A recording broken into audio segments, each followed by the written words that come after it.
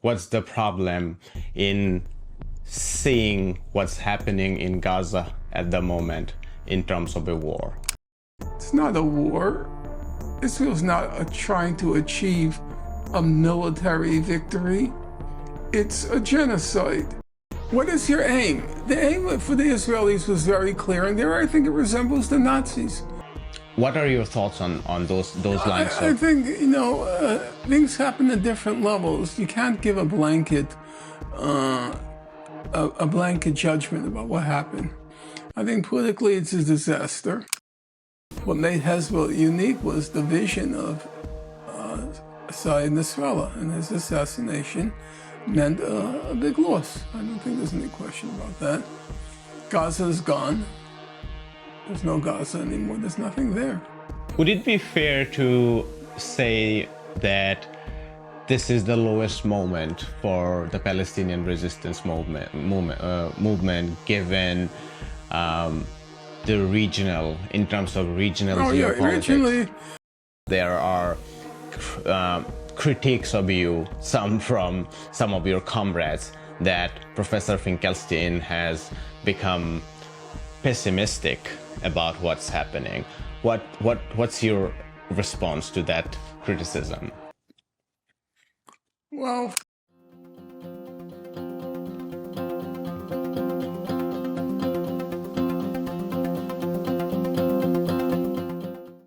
Professor Finkelstein, welcome back to India and Global Left. thank you for having me.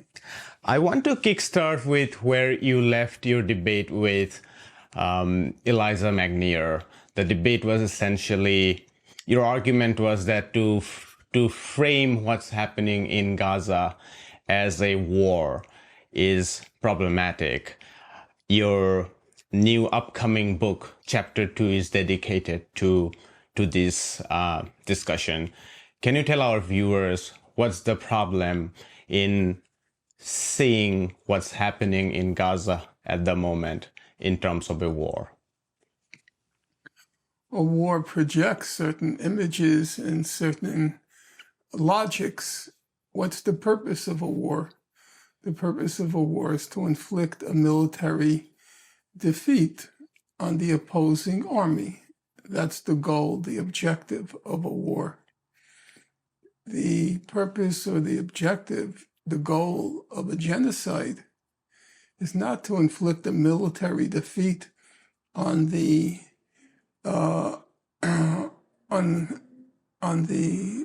other belligerent. The purpose of a genocide is to eliminate the civilian population. The whole purpose of what's called the laws of war, the whole purpose, it's usually called, in technical terms, it's called international humanitarian law. It's often abbreviated as IHL. In colloquial parlance, it's the laws of war. The whole purpose of the laws of war is to minimize civilian casualties while trying to achieve a military victory. So if you read the human rights reports on what's happened in Gaza, Israel is constantly reprimanded for causing too many civilian casualties. The terms they use are Israel is engaging in disproportionate violence. Israel is engaging in indiscriminate violence. And so the implication is that if only Israel would engage in discriminate violence, if only Israel would engage in proportionate violence, then everything would be fine. Then it would be obeying the laws of war, and it would pass muster. But if you're engaging in a war of genocide, the whole point is to use disproportionate violence. The whole point is to be indiscriminate, because you're not trying to defeat an enemy army.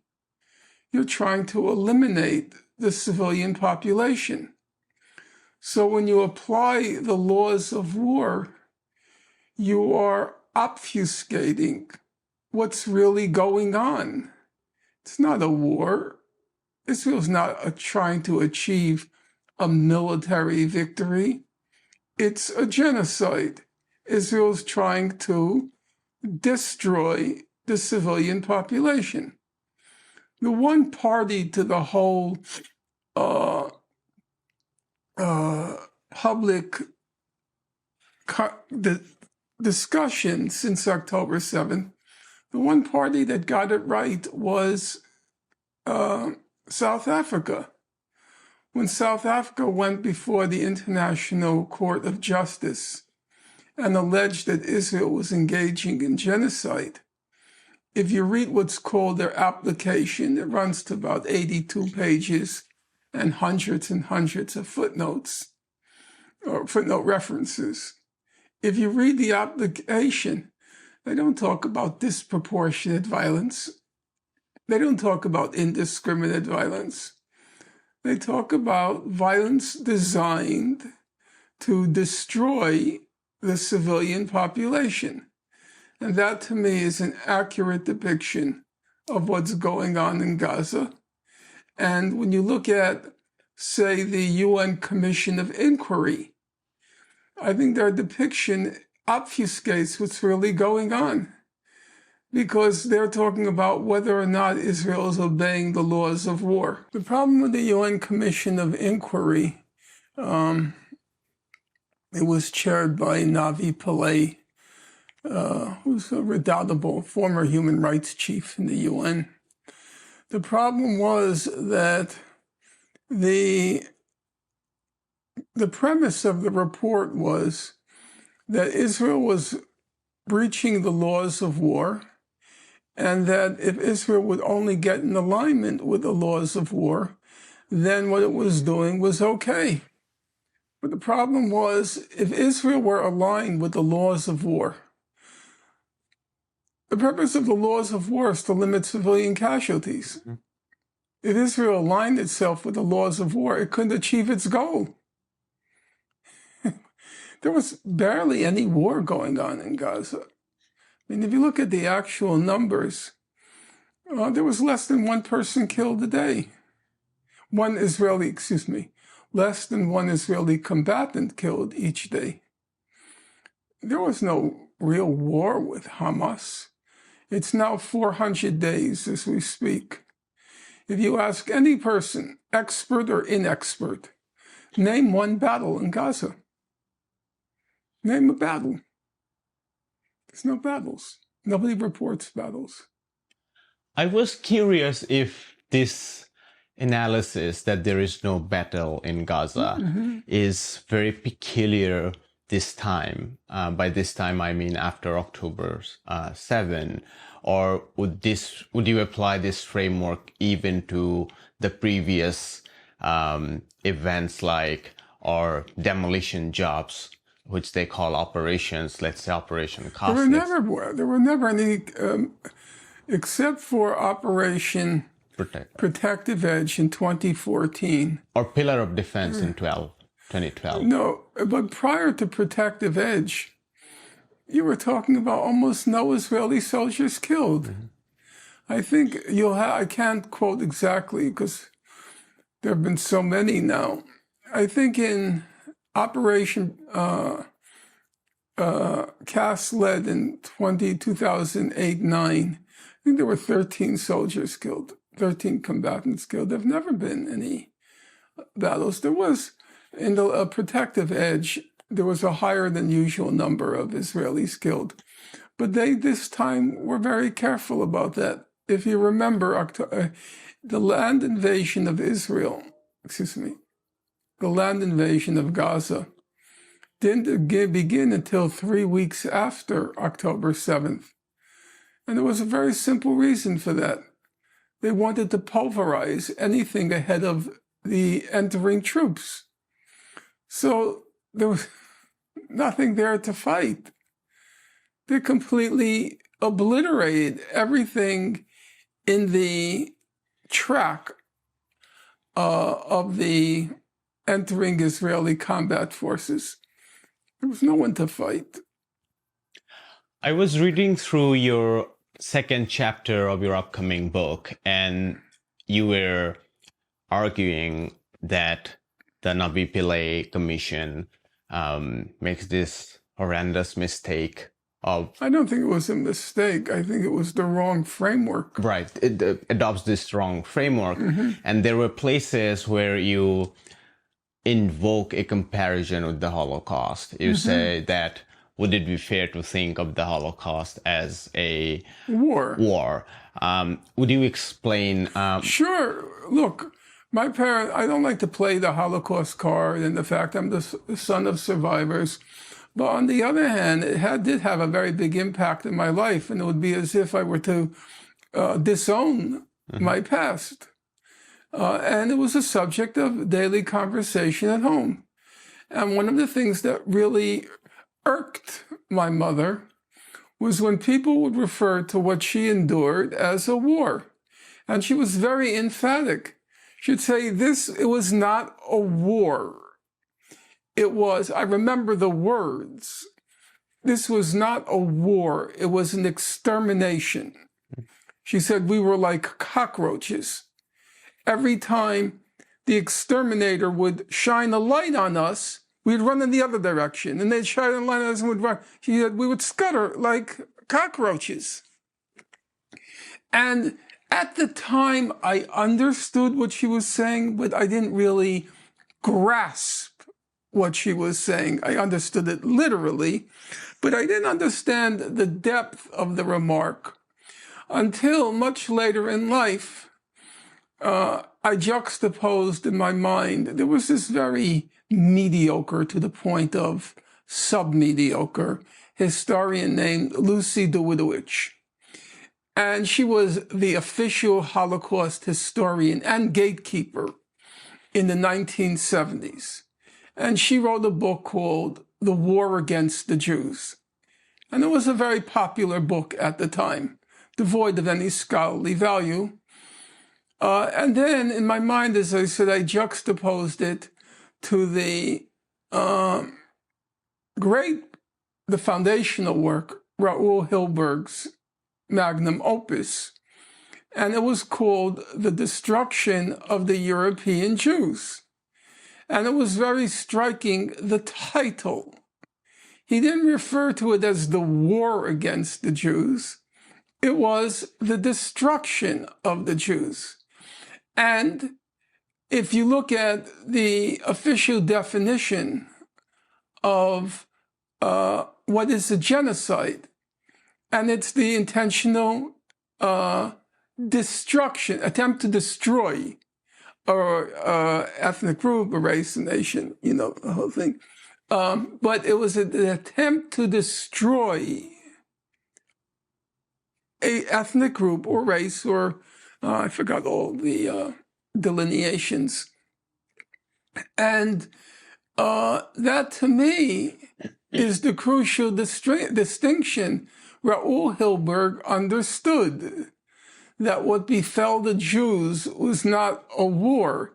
It's not as if, I mean, it seems almost like a commonplace.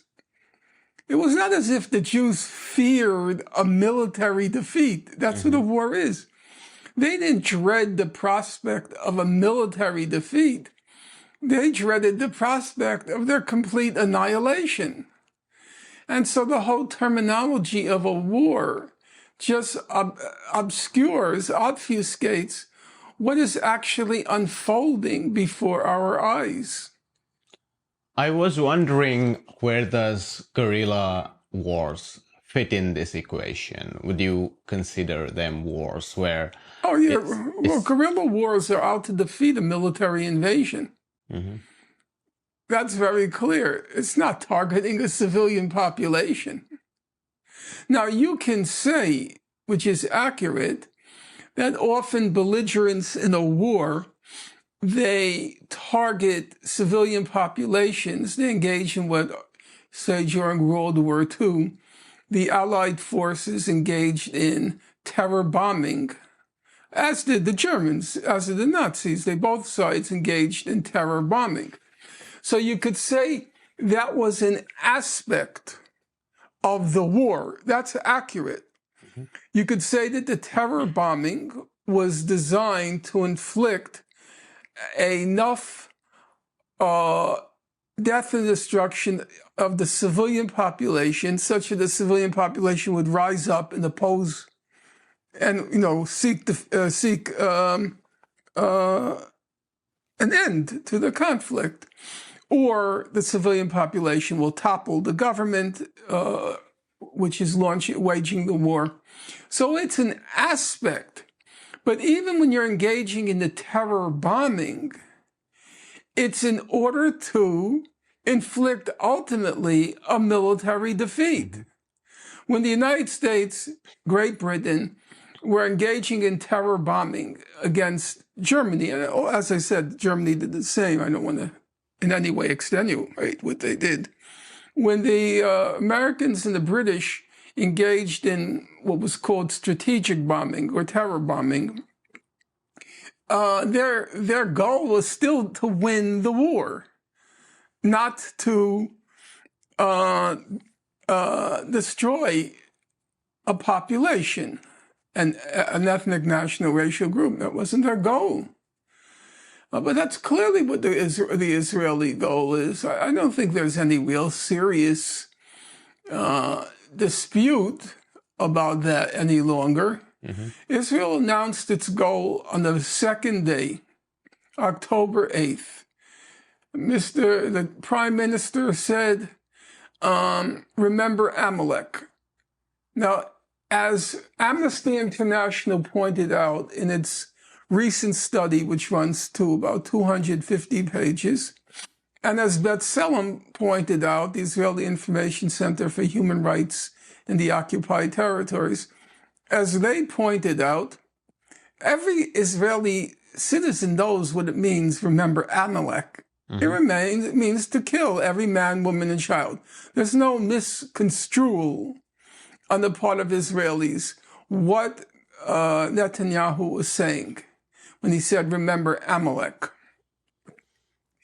And the president of the country, he said, there are no civilians in Gaza. This notion of distinguishing between civilians and combatants is false. There are no civilians in Gaza. That was sort of what you might call the ideological framework. And then came the practical policy. The practical policy was very clear. No food, water, fuel, electricity will be admitted to Gaza. That's what the defense minister, Gallant, said. And, some people said, well, this was said in the heat of anger and indignation over what happened on October 7th. That's not true. First of all, you can compile now a very hefty volume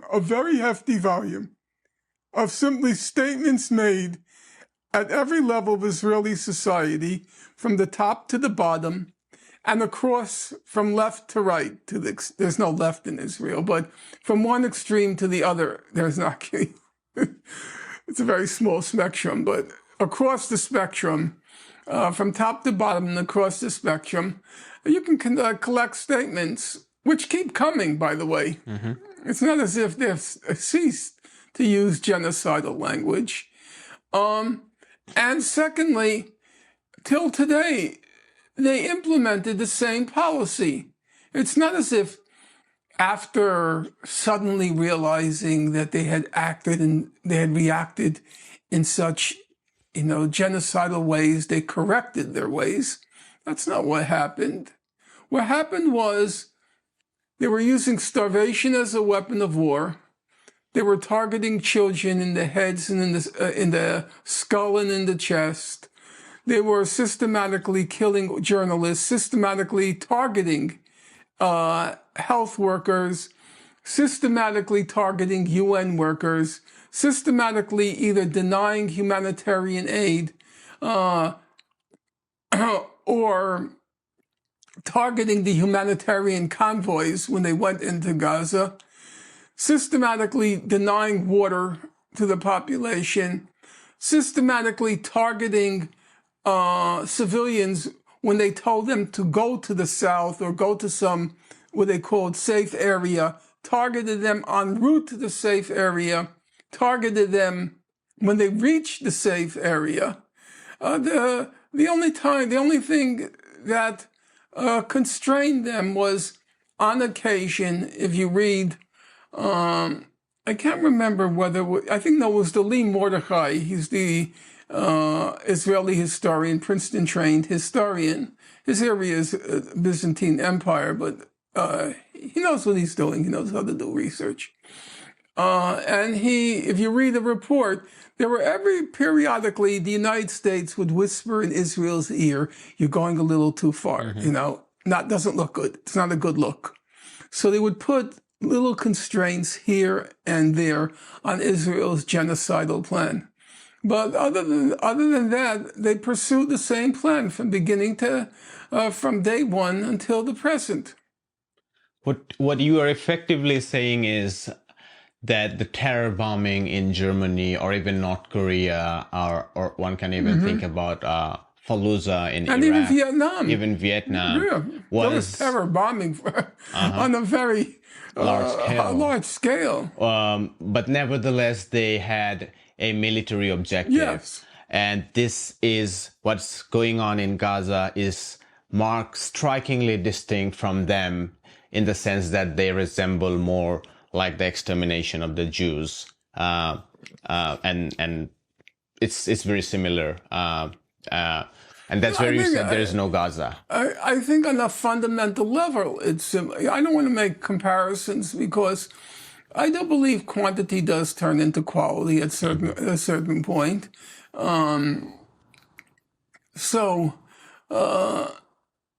think the figure is of the 7 million Jews under Nazi control during World War II, 6 million were killed. So the percentage was very high. So I want to be careful about the comparisons, but at a fundamental level, namely, who are you targeting? What is your aim? The aim for the Israelis was very clear, and there I think it resembles the Nazis. Hitler was going to use the backdrop of World War II to finally, quote unquote, solve the Jewish question.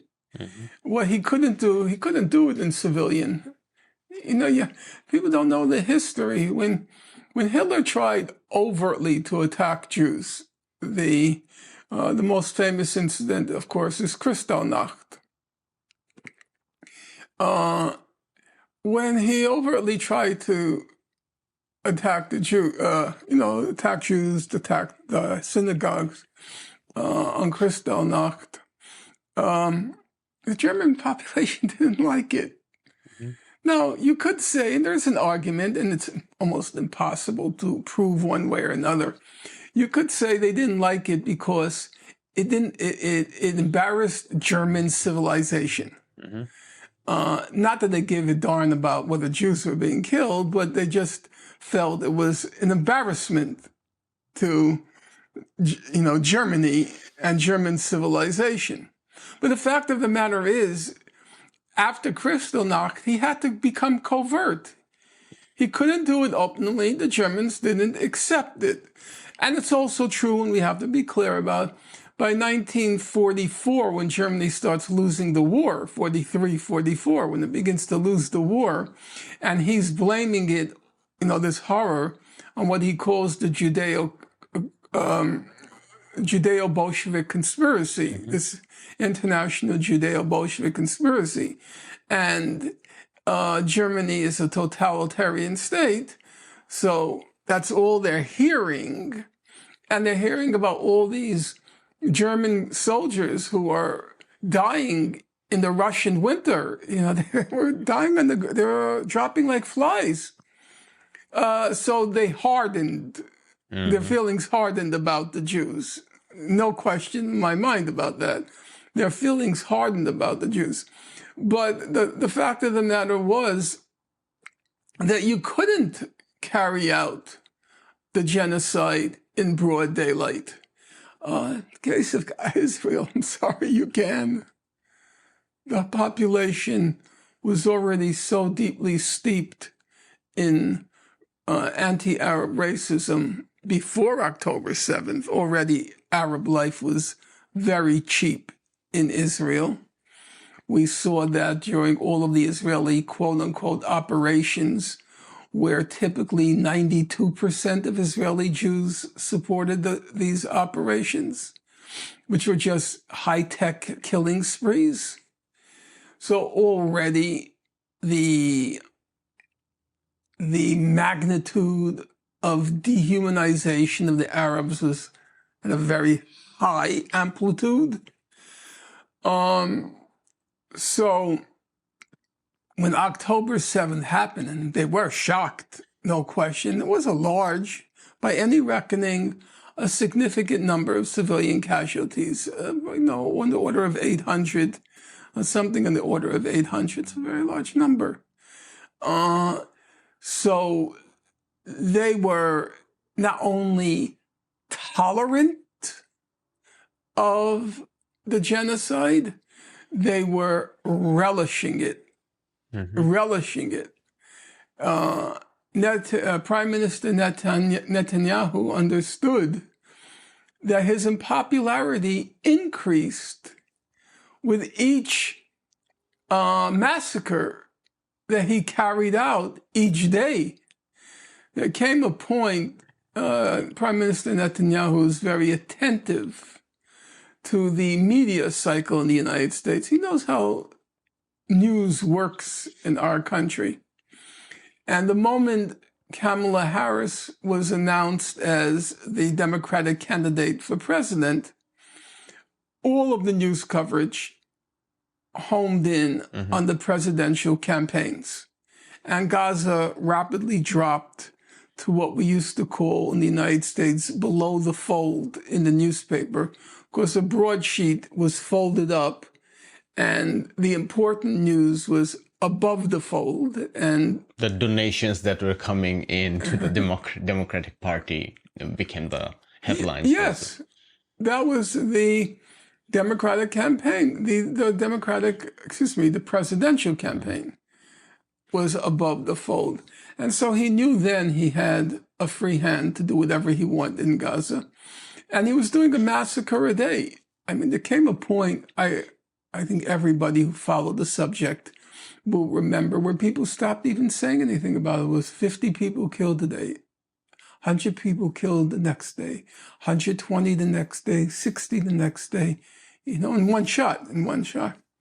Nobody even cared anymore. And he was just doing it, in my opinion, because there was nothing really left there.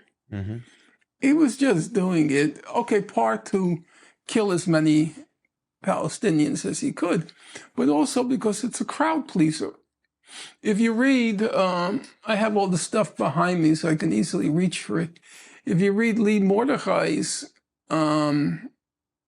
dossier on the genocide in Gaza, the Princeton-trained historian who I mentioned a few moments ago, the most harrowing pages, in my opinion, the most harrowing pages are when he describes the moral degradation of Israeli society and the moral degradation of the Israeli army. And he describes one video after another video, after another video, after another video, after another video that's posted on the web by the Israeli soldiers of what they're doing there, and the glee, the relish.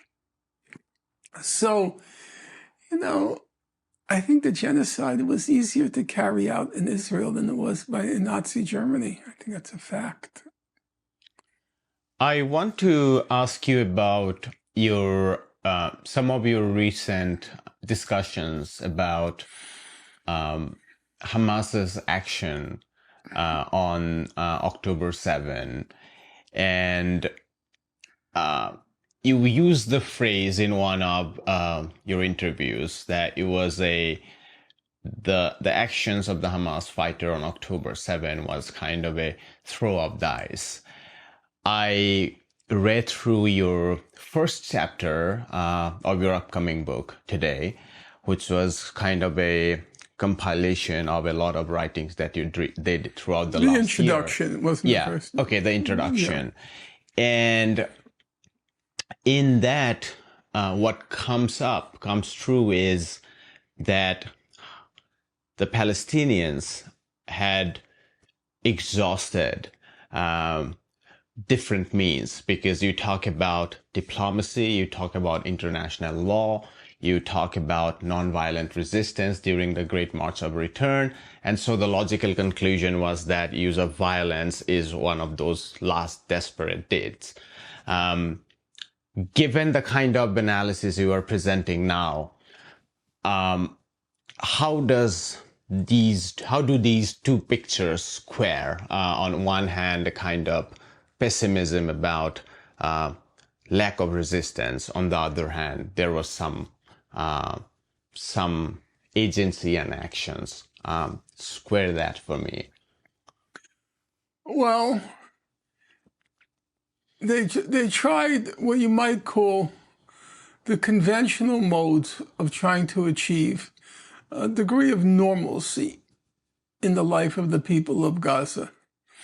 They had won the election in 2006, in January 2006, actually. Well, as we speak today, Jimmy Carter passed today, the headline was, and Jimmy Carter was one of the people over there during the election in January 2006 in the West Bank in Gaza, and he pronounced the elections fair and free elections, and Hamas won.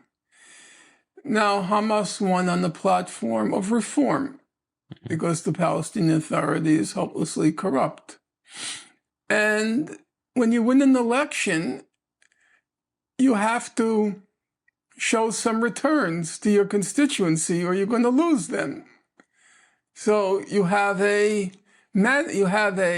burden of trying to achieve something. Otherwise, you're going to lose your constituency. And so they tried what you might call the conventional modes of trying to not necessarily end the conflict, but at least return to some kind of normalcy. And that meant, first and foremost, lifting the blockade of Gaza. The blockade in its most severe form was implemented after Hamas won the election. So they just kind of wanted to return to the status quo ante, at minimum. Now, they tried the options of diplomacy. They expressed a willingness to negotiate on the basis of the terms of international law. That got nowhere. Actually, it got them more trouble, because Israel was very fearful that Hamas was becoming too moderate. And so one of its motives during its so-called operations was to, quote unquote, radicalize Hamas so that they can claim they have no one to negotiate with. They tried international law. It's a very interesting topic. Nobody seems to notice it. They kept cooperating with all these commissions of inquiry that went to Israel and Gaza after each of the operations, even though these commissions of inquiry were repeatedly accusing them of committing war crimes. Mm-hmm. So they're cooperating with their accusers, because they're hoping against hope that Israel will also be indicted, mm-hmm. that at least some justice will be done for the people of Gaza. Well, nothing came of that. Well, something did come of it. A lot of reports. Actually, most of my apartment is filled with those reports. Or the bookshelves are filled with them. And it's true, they said, be it the Goldstone Commission report, the Mary McGowan Davis report, the Human Rights Watch multiple reports, the Amnesty International multiple reports, and reports and reports and reports. I remember one member of the Goldstone team after Operation Protective Edge in 2008-9, Operation Cast Lead, 2008-9, he estimated there were about 300 reports. And what came of them? Nothing. They were just filed away in a drawer to collect dust. So that was a dead end. And then they tried, everyone, including myself, I exhorted, as did everybody else, where's the Palestinian Gandhi? Where's the Palestinian Gandhi? Well, actually, there were a lot of Palestinian Gandhis. Not going to go into that history. But they tried nonviolent civil resistance in March 2018. What came of that? Well, we know exactly what came of that. We have an excellent 250-page UN report. Israel lined up its best snipers along the perimeter fence with Gaza. And it targeted children, it targeted journalists, it targeted medics, it targeted disabled people with double amputees, it targeted. So what was left to do? By 2020, Gaza had disappeared from the political scene. Nobody talked about it anymore. All the talk in the town was the Abraham Accords and if and when Saudi Arabia was going to join them. And the expectation and hope was that all of these accords would be signed above the Palestinians, above them. They weren't even anymore a nuisance. They were a nullity. And that meant for the people of Gaza, they were just left there to languish in life until they died. That was their destiny. That's not an exaggeration. It's just a fact. One of the striking things when you read the history of Gaza is beginning right after 1948, when Gaza comes under Egyptian administration. Every observer uses the same phrase. Gaza's a concentration camp. Mm-hmm. Gaza's a concentration camp. And then when it comes under Israeli administration, same thing. Gaza's even Israel's head of the National Security Council, Guerilla, describes it as a concentration camp. So by October 6th, the only option they had was to live and die, live in quotes, quotation marks, scare quotes, in a concentration camp. So I think they tried to throw over the dice. They'll carry out this horrendous military operation, and at least it will shatter the status quo. What will come out after the status quo is shattered? They hadn't a clue. Who could predict what would happen? If you ask me, what do you think would happen if Hamas kills 1,200 people? What do you think is going to happen? I was like, I have the foggiest idea what's going to happen. So you're telling me that they're so far-sighted that they could have predicted what was going to happen? I don't think they had a clue what was going to happen. Could you have predicted that Israel would carry on a genocide? It would destroy Hezbollah. It would destroy a significant part of Lebanon. Would you have predicted? I would never have. I know I didn't predict that. The one thing I did, in my opinion, I predicted a lot accurately. I was the one who was saying, when everyone's going to say, everyone was saying, so what's the end game? What do you think is going to happen? I was saying in April, in May, I was saying, I think we're closer to the beginning than to the end. I didn't believe it was going to end soon. We're closer to the beginning than to the end. And I was right. It's now 14 months later, and still no end in sight. But I got a lot of things wrong. Would I have thought that Israel would be able to carry out a genocide in broad daylight? No. No, I thought the U.S. would put the brakes on Israel. That surprised me. For sure, that surprised me. So I don't think they could have predicted what would happen. And I think that just, was like the slave rebellions. Nat Turner, the most famous of the American slave rebellions, 1831, he rounds up 40 other people. Is that going to overturn slavery? He didn't know what was going. He thought maybe a lot of other people would join in once the slave rebellion began. But he had no notion of where it would lead. There was no grand strategic vision. And I don't think, neither did Sinwar. Sinwar knew Israelis. That I think is true. He was in Israeli prison for 22 years. You get to know the guards, and you get some sense of Israeli society and he learned Hebrew. So you have some sense of Israeli society. But on the other hand, it's a very mentally confining experience. Your mental horizons are drastically shrunk when you're in jail for 22 years, And as he used to say, I went from one prison to another. I went from, when he was released, when he got free in the prisoner exchange, he went to another prison, Gaza. And so your mental horizons are very constricted in that situation. And the fundamental aspect of politics is fundamentally about one thing: accurately assessing the balance of forces.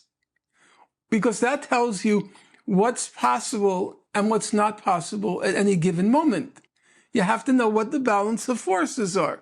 And the balance of forces then determine what are your goals, your slogans. What are you going to be agitating for? What are you going to be mobilizing for? You have to have a realistic slogan. And a realistic slogan is based on the balance of political forces. So, and also the balance, to use the terms, balance of objective forces also. You don't, if you were Marxist, you're not going to be advocating communism in a society that's overwhelmingly built on scarcity. There are limits to what you can do based on objective forces, but it's primarily about the political balance of power. And as you understand, Gaza is a global issue. So you have to have a sense of the political balance of global power. What will China do? What will Russia do? What will Iran do? You have to have all these factors you have to calculate. I don't think they were in a position to do that. I don't think Mr. Sinwar was in a position to do that. I think he just figured, let's see what the hell happens. What I'm having a little bit of trouble here is your writings about Nat Turner's rebellion, and also on October 7, in those days, just in the aftermath. It never used phrases like the horrendous military operation, which you just did. So I see a change of assessment. No, I always recognized, the very first time I was on Piers Morgan. Because one of the things you write here as well is that Nat Turner's rebellion is part of this long struggle for, however limited that was, you place them within the history of undoing of slavery. I place it because that's where that's part of the African American tradition. Frederick Douglass, the greatest of the black abolitionists, Frederick Douglass, he referred to Nat Turner as one of our founding fathers, one of our martyrs. They saw him as in the trajectory of that great freedom struggle that climaxed in the Civil War. So I think the same thing is, but there. What would have been your assessment in 1845 about Nat Turner's rebellion? I would say my assessment of Nat Turner's rebellion in 1845 would have been that I understand why he did it, but I don't think it had a snowball's chance in hell. Would you have still characterized it as a horrendous operation? It was absolutely horrendous. Listen, there's no point in prettifying history. It's one thing to say that you're not going to condemn it, but it's another thing to deny what happened. He chopped off not he, because he actually only killed one person. It's never been clear why. He seemed to have been reticent about carrying out the murders himself. Exactly why, we don't know. But they chopped off the heads of babies. They smashed to pieces the skulls of women and other civilians. Wait, I need to distinguish two things here. Horrendous in terms of the brutal attack on civilians, is that your argument, or horrendous in terms of miscalculating the balance of forces? Horrendous is, it was ghastly what happened. Okay. The balance of forces is, I think it's a separate question. As a human, as an issue of, I don't want to use the expression human rights, as an issue of morality, it was horrendous what happened. No, my question is, are you faulting the Hamas fighters for miscalculating the balance of forces? I actually don't fault them for miscalculating the balance of forces. I don't fault them because I didn't think they had an alternative. I didn't see they had an option. Okay. And I could understand that if you don't have an option. Nat Turner happened to be a very smart guy. Everybody said it. Black people, white people, everyone said, Nat's very smart. And he knew he was smart. And he didn't want to live a life and die a slave. He didn't want, he had only one life. Religious as you are, you know you only have one life. And he didn't want to live and die a slave. So he did what he did. And I'm not going to fault that.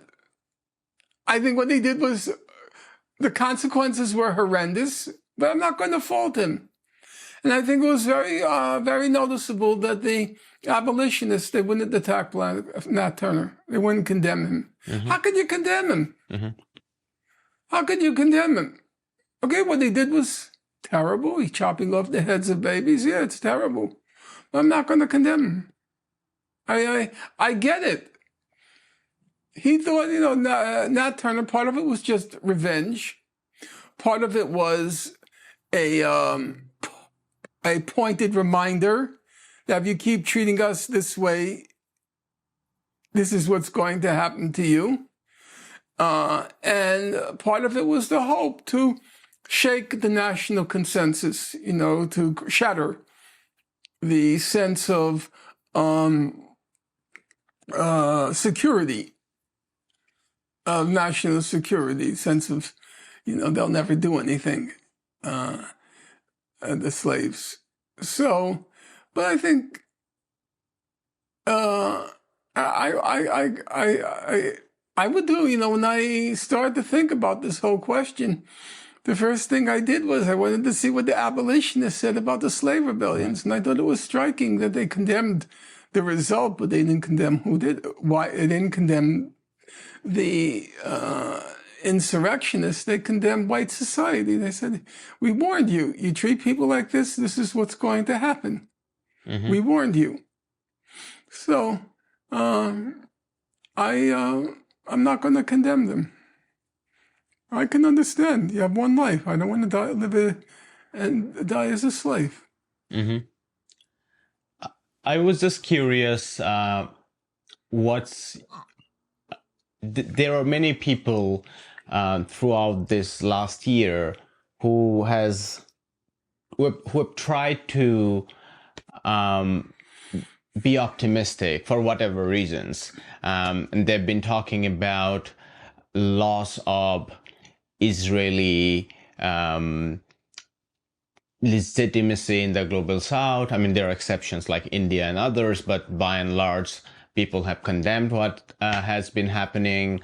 There was, during the campus protests, they were also talking about a large shift within the American population, largely intergenerational.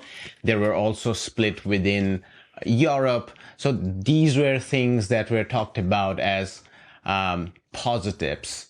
Some people also said that the whole Zionist project, which had at least a facade of a moral suasion in the aftermath of the Holocaust, has been now exposed for what it is.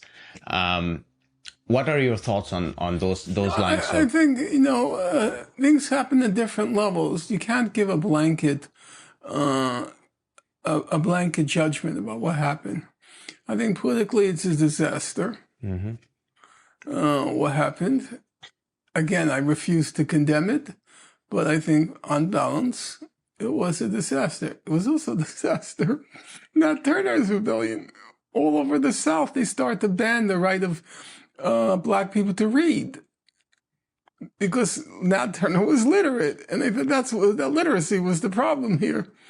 They banned the right of Black people to congregate together because Nat Turner, he would congregate with Blacks, and it looked like he was giving sermons because he was very religious. But actually, he wasn't giving sermons, well, he was, but he was also plotting a rebellion. So the aftermath was terrible of the Nat Turner revolt. And even though there had been debates about slavery in Virginia where the revolt occurred, this institution, they hardened a lot after the revolt. So you could say that politically it's a huge setback. Hezbollah has been maybe fatally disabled. We don't know, but I think it's a huge blow to Hezbollah because what made Hezbollah unique was the vision of Said Nasrallah, and his assassination meant a big loss. I don't think there's any question about that. Gaza is gone. There's no Gaza anymore. There's nothing there. But on the other hand, it's true that Israel faced a major public relations debacle. Whether it will be enduring, it's hard to say because, look, I'm an old man. I've gone through many Israeli public relations debacles. I went through the public relations debacle after 1982, Israel's invasion of Lebanon, which up until Gaza was its biggest mass killing of civilians. About 15 to 20,000 Lebanese and Palestinians were killed, overwhelmingly civilians. And that was a public relations debacle. I lived through Operation Cast Lead. That was a public relations debacle. The title of my book on Cast Lead was This Time We Went Too Far.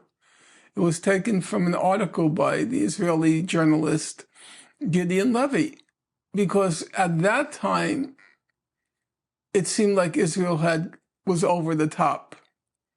Just to give you a comparison, when Operation Cast Lead happened, afterwards, the estimate was there were 600,000 tons of rubble.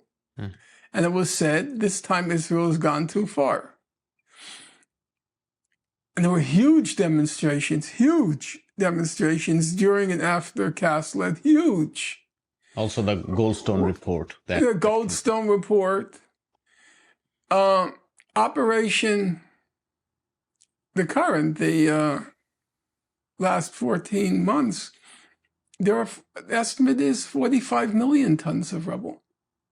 Now, if 600,000 was going too far,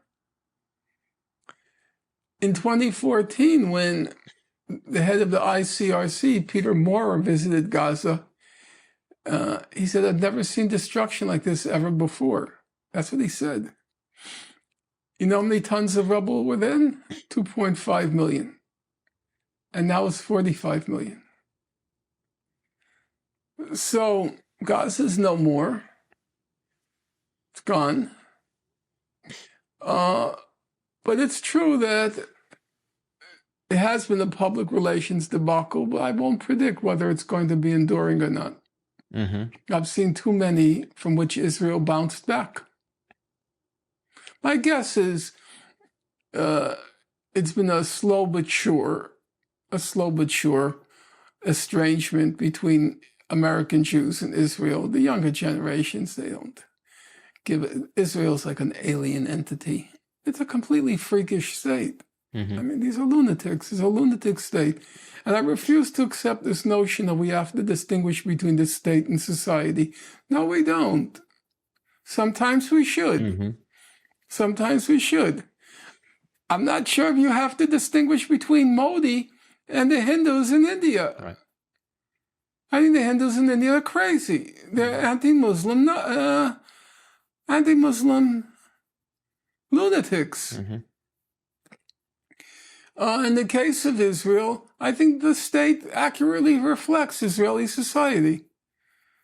I don't think there's a big chasm separating the state. I mean, you could say in the United States, there was a big chasm separating the state and society during the Vietnam War or during the height of the anti-war movement. Yeah, the state didn't reflect American society. That's true. But that's not true in Israel. Or Turkey's actions in Syria, let's say, is not necessarily reflective of the population. I've not studied it, so I can't say, but I can't say for sure. About 95% of Israelis, Israeli Jews, think Israel is using just the right amount of force in Gaza. About 40% think they're using too little. They should use more force in Gaza. So for American Jews, this Israeli thing is just a very, by and large, obviously the Orthodox Jews, it's different.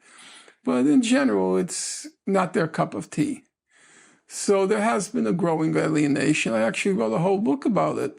It was called Knowing Too Much, where I said that American Jews know now too much about Israel. They don't want to have anything to do with it. So I think you could say, broadly speaking, under 35, they've lost that generation, at least for now. They've lost that generation. Over 60, no, nothing. They're helpless, completely helpless. And then there's the in-between, 40 to 60, where ambivalence, I would say. My next question is not to be insensitive about the tremendous destruction that Palestinians are facing. Hamas spokesperson Dr. Hamdard called what's happening as sacrifice. Without going into that, it's a purely intellectual curiosity about assessment of historical events in relationship with time. And just as I said, our evaluation of Nat Turner in 1845 might differ from our assessment after 1861 or even 1960s, right? To give just another example would be, once I was thinking about the impact of the railroads on the horse cart pullers. And just when the railroads emerged, there are data from large parts of global studies that the horse pullers were doing much better because the lateral networks that connected the railroads kind of increased because of increase of linear communications along the railroads. And the short-term evaluation of that might be that the impact of the railroads on the horse cart pullers is positive, but in the long run, they were eliminated. And so is the case of the Great Revolt of 1857 in India. Right after the 1857, the British state turns extremely conservative. It turns cities into military garrisons and all those like cultural reforms and everything. That's the Nat Turner Rebellion. Back. Yeah. And yet they become, these narratives change in history. I'm just asking this question because, as you would know, there are critiques of you, some from some of your comrades, that Professor Finkelstein has become pessimistic about what's happening. What's your response to that criticism? Well, first of all, I'm not pessimistic. I'm not optimistic. I look at the facts. People are not criticizing me for my pessimism. They're criticizing me for the facts. When I say Gaza is no more, they don't want to hear that. And I say, well, I just keep reading what the reports are saying. They say it will take about 15 years to clear away the rubble in Gaza. That's the figure they give. To clear away 45 million tons of rubble which is mixed in with toxic substances and unexploded ordnance, it'll take 15 years. But that's only half the problem, because Israel will never let in cement. It's going to say that Hamas uses the cement to build tunnels. So even if you can clear away the rubble, they're never going to let in cement. So those are the facts. Now, then tell me, if you want to tell me that the facts are wrong, okay, fine, then we should debate the facts. But people can't survive for 15 years waiting for rubble to clear away. There's a population there. Is there any expectation that Israel is going to allow in even humanitarian aid? None. Once there's a ceasefire, you know what's going to happen? I know exactly. I've lived it. Gaza will disappear.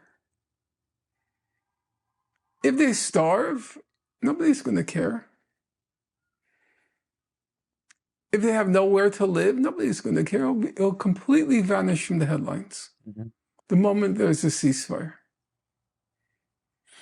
So you tell me where what I'm saying is wrong. I don't think it's not pessimism, it's not optimism. It's just looking at the facts. So I say people don't like the facts that I recite. You know, just today, Gideon Levy, I think, he wrote an article. He said there's nothing left in northern Gaza. It's gone. I was also curious when you said that Hamas didn't understand the balance of forces. I was thinking... I think it's very hard to know the balance of forces. I don't think that's an easy thing. You have to be, you have to have tremendous political savvy. Savvy is not the right word. Tremendous political knowledge and intuition. What would China do? I don't know what China would do. I'm not sure if China was part of the equation. It was mostly Hezbollah. Actually, I thought that China would do something because it was fearful that if... They've never militarily intervened. But if Hezbollah falls and if Iran falls, it's going to weaken China. It's, if they fall into American hands, they have... China has relations with Iran. Sure. That it would be, it would be I thought that China was drawing the line quietly in the Security Council. We're not going to let you attack Iran. And maybe that did come to pass. You don't know. But I think it's very hard to... Look, the whole thing with Hamas was completely unplanned. I think it's accurate to say, judging by everything I've read, that Hezbollah never even told Hamas never told Hezbollah what it was going to do. It never told Iran what it was going to do. Or maybe we don't know. No, I think we do know. Actually, I think we do know. First of all, at the beginning, all of Israeli intelligence was saying that Iran did not know. They changed a little because they thought, oh, here's a great this is a great opportunity to attack Iran, so we might as well say they were behind October 7. But originally, they were saying no. The U.S. was saying no. And I think that Nasrallah was honest when if you heard his first few speeches, you could see he expressed a little bit of pique, a little bit of annoyance that we were thrown totally off guard, but now they expect us to support them. So that is, I don't call it irresponsible. I call it desperate. I mean, at the end of the day, it's not Sinwar at the end of the day. At the end of the day, it's fighters going into Israel knowing it's a suicide mission. Why were they willing to do it? I mean, he could have ordered them and they could have said no. They did it, I think, because they knew it was hopeless. So they didn't want to die there. Would it be fair to say that this is the lowest moment for the Palestinian resistance movement given the regional, in terms of regional geopolitics? Regionally, you have to remember, there was a period where the PLO did have veto power in the Arab world. You take the case of, since we're on the subject of Carter, or Jimmy Carter passed away today. If you read the accounts of the negotiations which led to the original Camp David between Egypt and Israel, and it was all engineered by Jimmy Carter, who was just brilliant. I mean, I've read the volumes of Carter's, how he approached the whole problem, and it was really quite extraordinary, I have to say, how he slowly goes to the Arab states, trying to get them on board with this project of a negotiated settlement with the Arab world. And Sadat says, I don't want to do it unless I get Saudi support. And because he figures if he doesn't get Arab support, he's going to get assassinated if he sells out the Palestinians. Because he wanted to cut a deal with Israel and the Palestinians get nothing. And the Saudis said, no, we can't do that. You got to give the Palestinians something. You got to give the Palestinians something. Otherwise, we can't support a treaty between Egypt and Israel. And they were saying this, they were afraid of the PLO. The PLO was a force, it was an ideological force, but it was a force to reckon with. Now nobody gives a darn what the Israelis think about anything. What the Palestinians think about anything. Right. Do you think Bahrain or the Emirates, in their calculations, they worry what will the Palestinians say? Nobody gives any power. They had, the PLO had ideological power. Absolutely. Not material power, had ideological power. That's all over. They are the last to be considered in any calculation, if they're considered at all, even as last. They're not. No, actually, they're not even. When there was the talk with the Abraham Accords and all that, nobody even considered the Palestinians. Right. That's all over. Also, the nerve center of Arab nationalism was over even long before, because Egypt was so central. Yeah. Well, it shifted. Egypt was what was called radical Arab nationalism. Of course. And then it shifted to Iran. That was called radical Arab fundamentalism. It was the same thing. It was powers that didn't accept U.S. control over the region.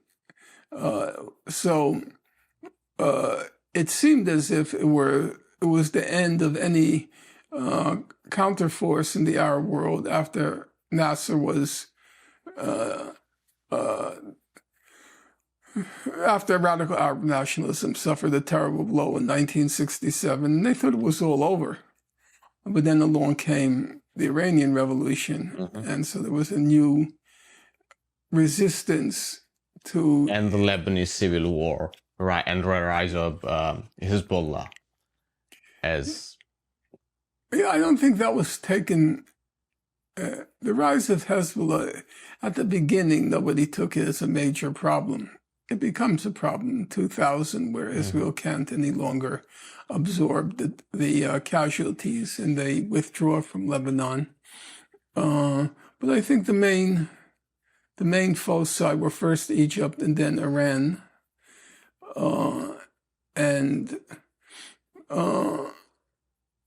In past years, there would be these token meetings of the Arab League to condemn what Israel is doing. There's nothing like that anymore. It's all over. And Syria was long gone, but now it's completely gone. No, Syria's completely gone.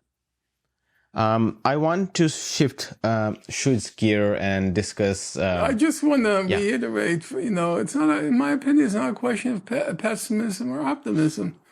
It's a question of, as Vladimir Ilyich Lenin, quoting the British proverb, he would like to say, facts are stubborn things. You'll have to tell me where the facts are wrong. I've seen the pictures from Gaza. It'll be a very interesting documentary. Just a camera with parallel before and after, and every square meter of Gaza. It'll be very interesting on the screen to just juxtapose the two.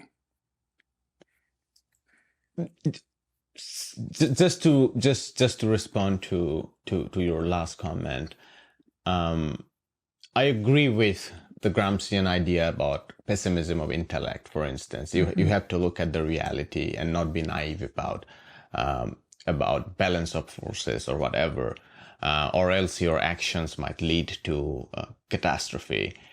And yet there is something like optimism of will, which determines our, or else we lapse into total inaction, isn't it? Not necessarily. I think that's a real possibility. By the way, it's not Gramsci. It's always mistakenly attributed. It's Romain Rolland. Yeah, but Gramsci popularized it. Yeah.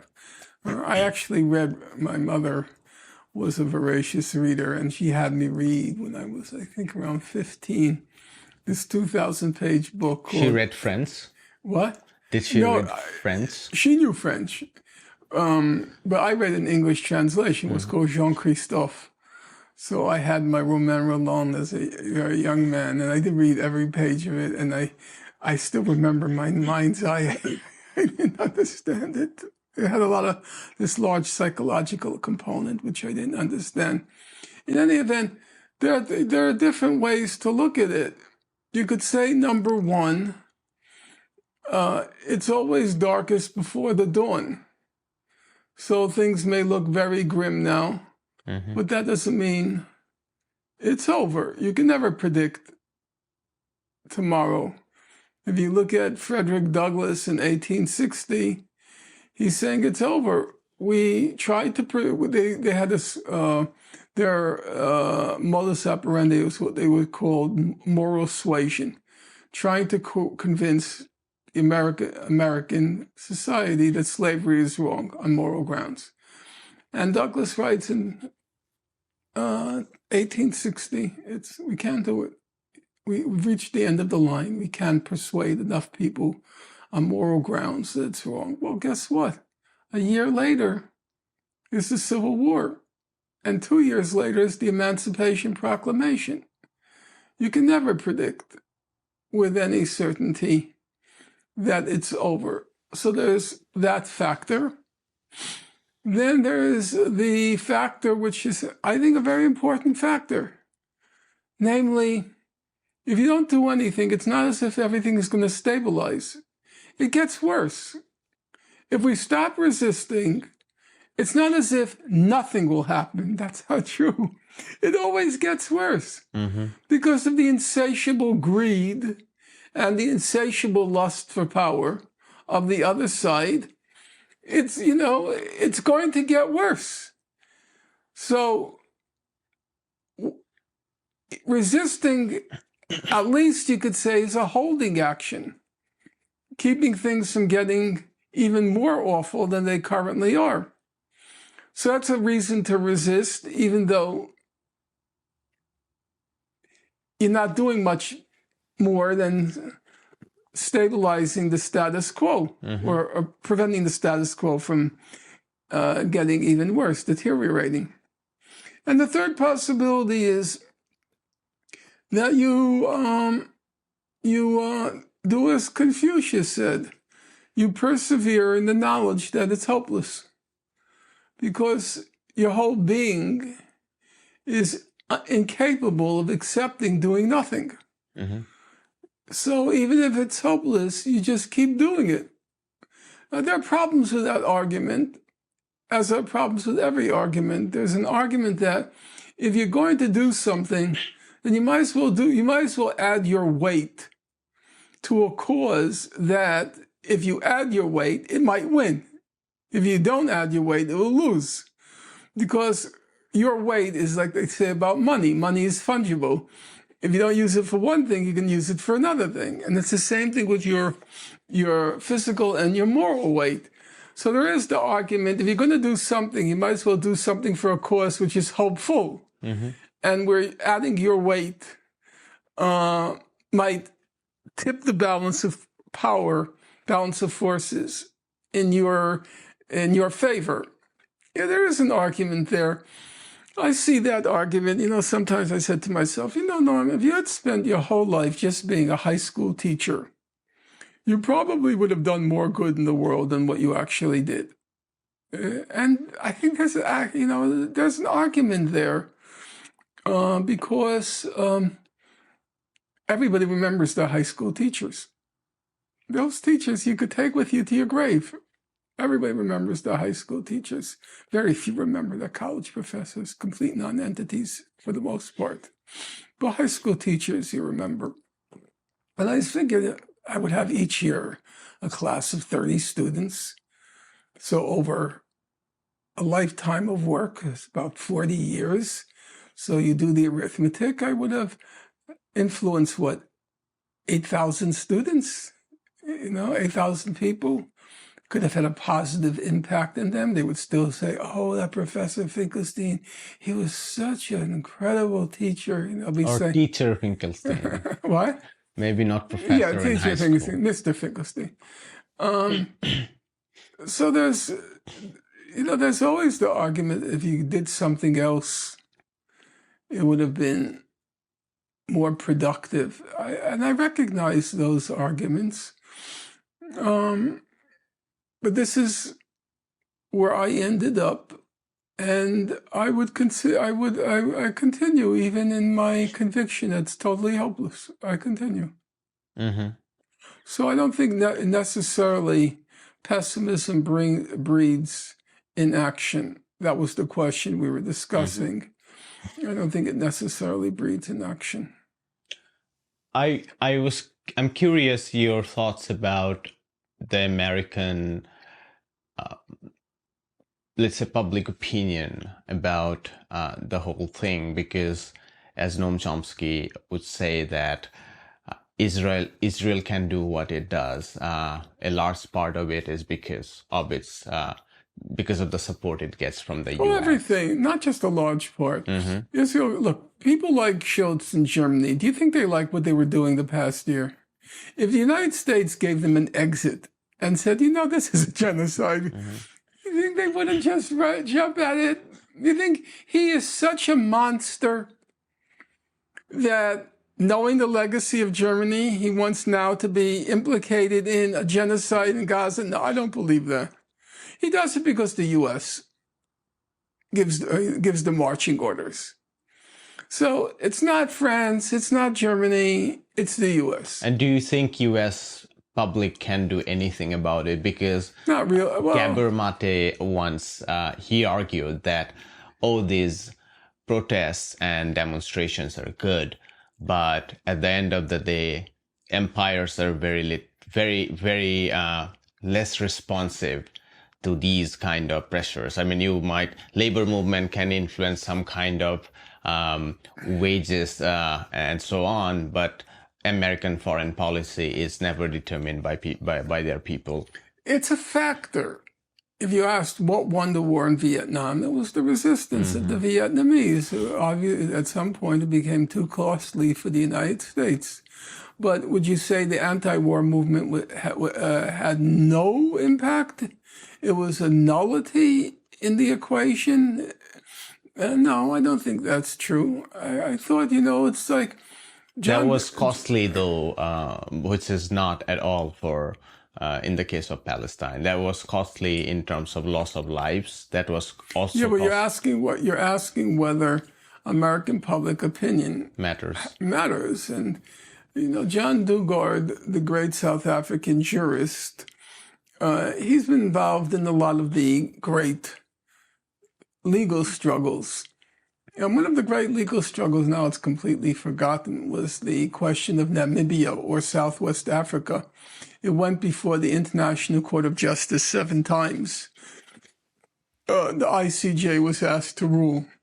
And finally, the ICJ did the right thing. It took a long time. It took till 1971 before the ICJ ruled that South Africa's occupation of Namibia was illegal under international law, and so on and so forth. And so Dugard has to assess it. How much did that have to do with the end of, how much did the legal component, how much did it have to do with the end of apartheid? Well, you know, the end of apartheid was ultimately because there was a national movement, the ANC and the civil organized, the trade unions and so forth. They played the bulk of the role. It's also true that the fact that they acquiesced in a settlement without a massive redistribution of wealth, that was a big factor in ending apartheid. But he said, Dugard, he said it was a factor. He didn't make great claims for it. He didn't pretend like it was the decisive factor. I don't think it was the decisive factor in the war in Vietnam, but I think it was a factor. And so that's sufficient, in my opinion. You don't have to be the decisive factor. You played a role. The South Africans were grateful for the international anti-apartheid struggle. They were very grateful for it. And so were the Vietnamese. The Vietnamese were very surprised by the emergence of the anti-war movement. They were very surprised by it, but certainly grateful for it.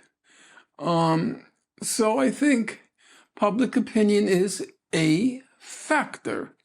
The more militant it becomes, the more broad-based it becomes, the more indignant it becomes, the bigger the factor is. But even the factor inflated several times or multiplied several fold, it's not going to be the decisive factor. I know that. Mm-hmm. I wanted to ask you something slightly different, but I was curious, which is about anti-Semitism. I remember Noam Chomsky would often say, he would begin by saying, anti-Semitism is real, but, and then he would go on and say how this has been weaponized by the whole Zionist gang and whatever. I heard you recently saying that anti-Semitism is, I'm exaggerating, but you basically wrote it off, like it doesn't exist. Do you really think it doesn't exist? I think people can conflate different separate issues. In my day, we were not out to control thought. We were out to gain opportunity. You know, a fair share, as they called it, a fair share of the American pie. And so we were trying to eliminate the legal impediments, primarily legal, but also ultimately political, namely the right to vote. We were trying to eliminate the legal political barriers to opportunity in our society, to equalize, you know, what we call Jim Crow segregation, all sorts of quotas and all sorts of restrictions of access, not just of blacks, of Jews. The reason Jewish law firms started up were because what were called the white Jew law firms, the fancy ones, they wouldn't accept Jews. So Jews started to create their own law firms. And there were all sorts of quotas. There were quotas and admissions of Jews to places like Harvard. That's why a lot of the top professors ended up at MIT, top people, because Harvard wouldn't accept them. So we were out to eliminate the obstacles, the practical obstacles, the legal obstacles to equality of opportunity. But nobody ever thought of racism in terms of trying to control people's thoughts. Mm-hmm. I don't give a darn what they think. I don't care if you like me or not. You're going to rent this apartment to me. I don't care if you like me or not. Robin DiAngelo does. Yeah, I earned the right to go to this university, and you're going to admit me. Like it or not, I earn a lot of money, and I'm going to that country club. You know, whether you like it or not.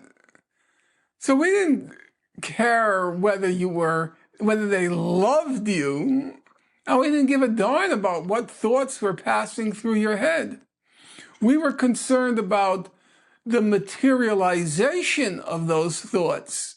If they resulted in restrictions to opportunity, then that was a cause of concern and an object of struggle, but not the thoughts themselves. So by that standard, by that scale, there's no anti-Semitism in the United States. Can you tell me a single person in the United States that won't rent an apartment to a Jew? First of all, most of them want to rent to Jews because they think Jews have a lot of money. But second of all, if they don't, they know the Jew's going to go to court.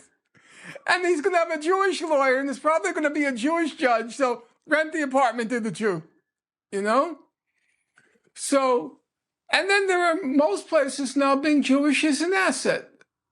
You know, if you apply to a law firm, and you're a Jew or non-Jew, who's going to get the job? A Jew.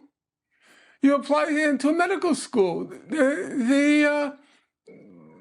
The presumption, that what you call the default setting, is always Jews are going to be more qualified than non-Jews. That's the default setting. So, in most cases, being Jewish, far from being a liability, it's now in our society, it's a bonus. Now, that's at the level which, in my opinion, counts. But there's another, what you call free-floating bigotry. Okay, it's out there, it's in there. Okay, but you know what? Everybody carries prejudices about all kinds of people. You know what's the biggest obstacle to advancement in our country by far? By far. The biggest obstacle being ugly. That's just a fact. You can laugh till the end of time, but that's just a fact. Now, I don't think it's anywhere near as significant a factor in the natural sciences, with our objective criteria of capacity, ability, competence. As it is in Hollywood, perhaps. What? No, as it is in every corner of life. You go in for an interview, and you have astonishingly good looks or astonishingly bad looks. You think that doesn't affect the interview? You think so? Think so? Think so? Like any kind of interview, like if it's your As PhD I said, student. in the case of the natural sciences, I think it's different because there are objective criteria by which you're judged. Though people in the natural sciences tell me it's true and they're also, but not the same way, you know. Is this the reason why our platform hasn't made 100,000 subscribers yet? Well, I do think it makes a difference in podcasts, your physical appearance. Yes, because I can name many podcasters who I think if they weren't physically attractive, they would not be nearly as successful. And when you turn off the camera, I'll tell you who I have in mind. So, I'm very curious. You know, being fat and ugly, those are real liabilities. You know, if you have two people going into a job interview, Brad Pitt and Danny DeVito, I'm serious. And you're going to tell me that doesn't affect it? So my point is, there are a lot of people who carry around prejudices about all sorts of things. And I don't think radical politics sets as its objective to, as that airhead, that dimwit, Robin DiAngelo calls it, to interrupt racism. You know, as if you can abolish racism by heckling it. You know, bad thought. No, it's just so stupid. It's so stupid. So at that level, I think every person I meet, every person Jewish, they have all these assumptions about Jews. Cheap. Cheap again. they carry all of these I laugh it off, though I recognize that it can be mobilized. Historically, it obviously has been mobilized. I don't think it's a particular danger in the U.S. Judging by our history, the mobilizing forces have been racism, anti-Muslim sentiment, and then most recently anti-immigrant sentiment. There hasn't been any really successful attempt to mobilize anti-Semitism here. But does it exist as a mental category? Of course it does. Does it exist in the form of denying opportunity? I think it's just the opposite. I think Jews have it. First of all, they're very powerful in many different areas, in publishing, in Hollywood, obviously. I was just asking an actress who's a former actress, but she still does parts, very famous actress. She's a friend of mine, Deborah Winger. She was nominated for several Academy Awards. Her best-known films are An Officer and a Gentleman, Tears of Endearment, Urban Cowboy. And she's active on Gaza. Actually, she just wrote me. She wrote me just today. She said that she lost 2 potential jobs because of her politics. And I once asked her, how does it work? How does it work? Is it, is it because the leaders in the industry in Hollywood are Jewish? And she says it's more like a free-floating fear. You can't identify and say he or she are watching you and combing the web to see what your statements are. She just says, it's out there. You can't pinpoint. And today she said, I lost 2 potential jobs over it. I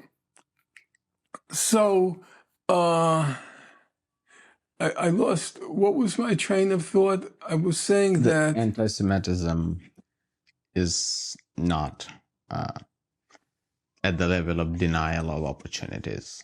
Yes, but I can't remember why I brought up the issue of, it'll come back to me. In any event, so yeah, I could see now there are certain resentments against Jews that are surfacing.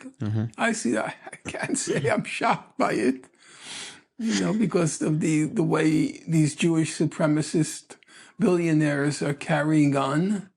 And people are afraid. I have friends in medicine who say they're in the hospitals. People are terrified of saying anything because Jews are very influential in the medical field. And people are just very scared. It's not just college campuses. It's a witch hunt going on now. People are afraid to post anything on their social media because the administration comes and says, well, Jewish patients don't feel comfortable around you. And so everybody has to muzzle, and that breeds a lot of resentment. It breeds a lot of resentment that you can't express. First of all, it's America. You're supposed to have freedom of speech. And second of all, there's a genocide going on. You're not allowed to say it.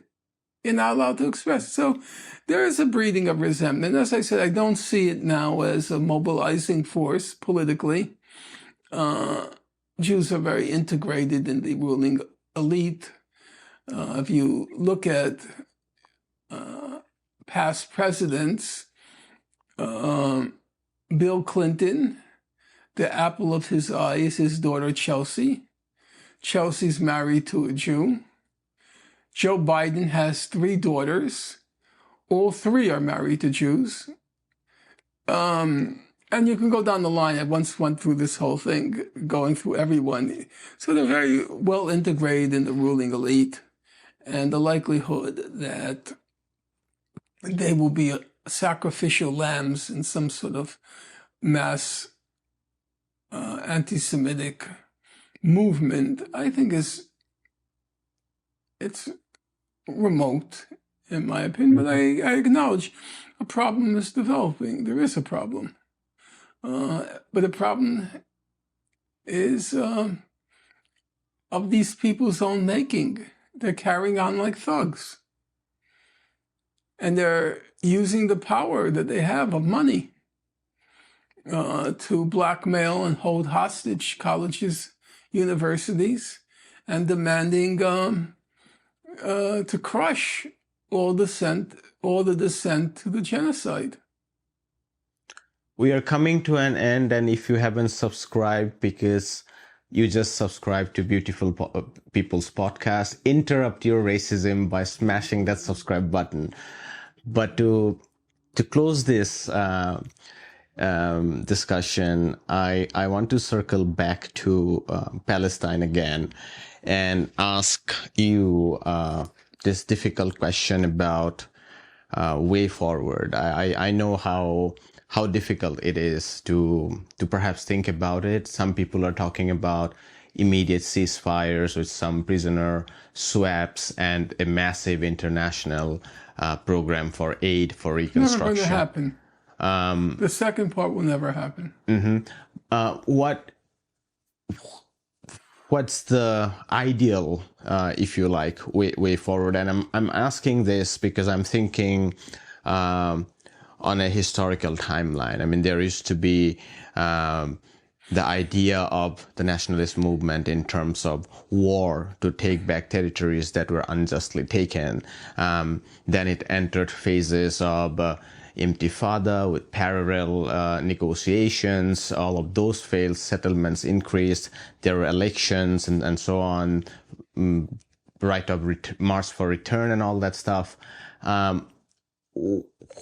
Where is what's the vision at this moment? Is it a ceasefire, or is it one state? Some people are talking about one state solution. There are no solutions. It's just empty talk. So what, in your assessment, is the way forward? At this moment, I think the way forward is to preserve the record of what happened, to resist as much as possible further deterioration, accepting that we'll further deteriorate, but resisting as much as possible, and then see what new opportunities open up, if any. Maybe there are none. I don't know. I can't say, and I'm not going to make empty predictions about the way forward, because there's no way forward now. I also missed one question that I wanted to ask you. Do you see any prospect of a single Palestinian state? And I'm asking this on the face of reports from the West Bank. More than 860 people have been killed since October 7. It's like 500. I read Al Jazeera today, which they're reporting 860 or something. Yeah, maybe. I haven't followed. Yeah. But there are reports about infighting in Jenin refugee camp between the PA and the armed faction. Settlers are expanding, taking it as an alibi, expanding their shooting spree, if you like, and the Financial Times are documenting these atrocities. There were efforts of reuniting Gaza and the West Bank under the tutelage of the Chinese and stuff. I wanted to ask you, where is West Bank headed to? And is there any prospect of integration? No, I don't think so, for a simple reason. The West Bank was completely quiescent during the genocide in Gaza. One has to accurately assess reality. Israel won. Israel has always wanted to separate the West Bank from Gaza. They wanted to divide the two. They achieved that goal. There was absolutely no resistance in the West Bank to the genocide in Gaza. Now you could say, well, there was the repression. Well, in the past, the repression didn't stop them. It didn't stop them. Now, the Yemenis did more for Gaza than the West Bank did. Hezbollah did more, made more sacrifices than the West Bank did. I think there is a real divide now between Gaza and the West Bank, whatever the leaders decide on. I think there is a cleavage between the two. And plus, I don't think these organizations, first of all, there are no organizations. There are political groupings, but what enabled the Palestinian resistance, say, during the first Intifada, everybody belonged to an organization. I remember it. You belong to a union, you belong to a neighborhood committee, and everyone belonged to a political party. Everyone. Now, there were a large number of political parties, but everyone belonged to Fatah, PFLP, PDFLP, Communist Party. Everybody belonged. Hamas. Hamas was smaller. Remember, Hamas wasn't started until 87. But everybody belonged. Everybody was part of something. There's no organization anymore. It's all gone. It's all disintegrated. There are a lot of NGOs which claim to be organizations, so they get these cubicles and computer links. That's it. And then they're this and then they sign each other's petitions and pretend they're important. And each of them consists of 3 people who belong to 10 different organizations. It's all a Potemkin village. But the real mass organization is gone. I mean, that was another Israeli victory. They destroyed civil society among the Palestinians. And without civil society, there would have never been a first Intifada. That was the glue that held the society together. So I don't think doesn't make much difference if all 10 factions agreed on anything, because they don't really have mass constituencies anymore.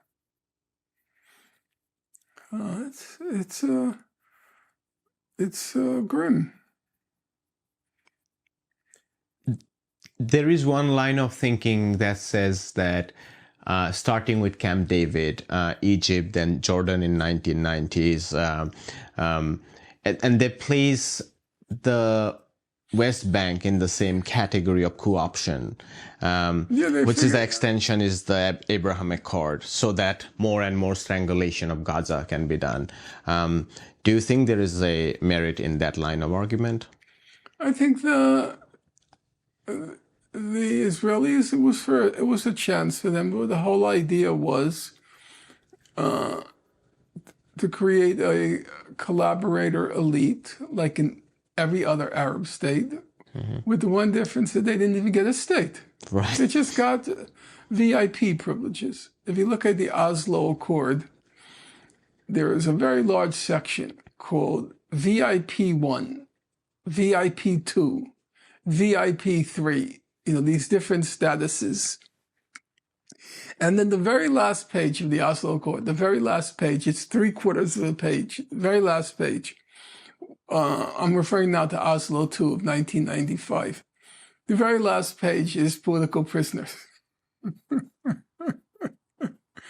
which means they were negotiating very hard on that VIP status. They didn't give a darn about the political prisoners. They didn't give a darn about them. So Israel realized, well, why can't we just have a Jordanian secret police among the Palestinians? What's stopping it? Okay, they don't get a state. But as is famously said, every man has a price. Just give them a VIP status and money for their Swiss bank account, and they'll come around, which is true. They were perfectly happy to kill each other. On that note of pessimism about a divided Palestinian or non-existence of Palestinian statehood, Professor Finkelstein, thank you so much for your time. And I do want to say, it's not a question of being pessimistic. I think the facts are grim. All right. Facts are grim. We'll stop there. Thanks for watching. Hi, my name is Ayushman. I, along with Jyotisman, have started this platform. In the last 2 years, we have tried to build content for the left and progressive forces. We have interviewed economists, historians, political commentators, and activists so far. If you have liked our content so far and want us to build an archive for the left, I have two requests for you. Please do consider donating for the cause. Link is in the description below. Also, if you are not able to do so, don't feel sad. You can always like our videos and share our videos to your comrades. Finally, don't forget to hit the subscribe button.